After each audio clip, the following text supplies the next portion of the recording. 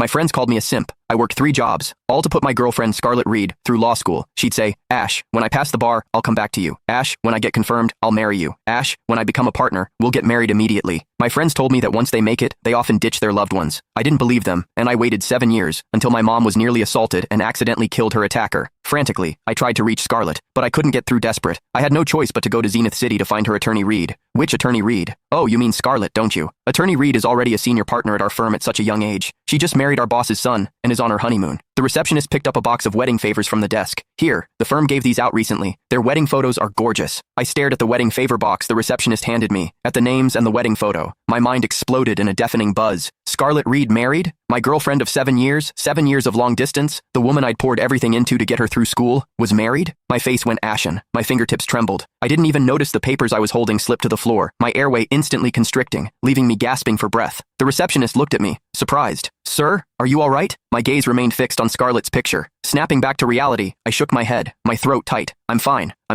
My mom got into trouble. I came all the way from out of town to Zenith City to ask attorney Reed to represent her, but I didn't expect her to be so busy, I explained, my voice catching. The receptionist looked sympathetic and offered to register me to see if other lawyers could help. Thank you. Can I keep that wedding photo? It's really beautiful. I'd like to find a similar dress when I get married. The receptionist didn't think much of it and handed me the entire box of favors and the photo. I pulled out the photo and slipped it into my jacket pocket, right over my heart. In that moment, my heart felt like it was being torn to shreds. That day, I sat on the steps outside the law firm all afternoon, repeatedly looking at the wedding photo. It was the most agonizing day of my life. Mechanically, I kept dialing her another word, but the call never went through. I couldn't understand how my name. I stared into the dark hallway, my eyes stinging with unshed tears. I couldn't understand why Scarlett, who promised to marry me, ended up marrying another man. Stretched on the other end, the past 7 years, by her 3 jobs. You're doing it again, Ash. I know you're exhausted because of your aunt's situation, which is why you're being so suspicious. Bitterness, pain, and fury churned inside me. I tossed and turned all night. Before I could say another word, it wasn't until dawn that my phone finally rang. I groggily answered, and Scarlett's voice came through the line,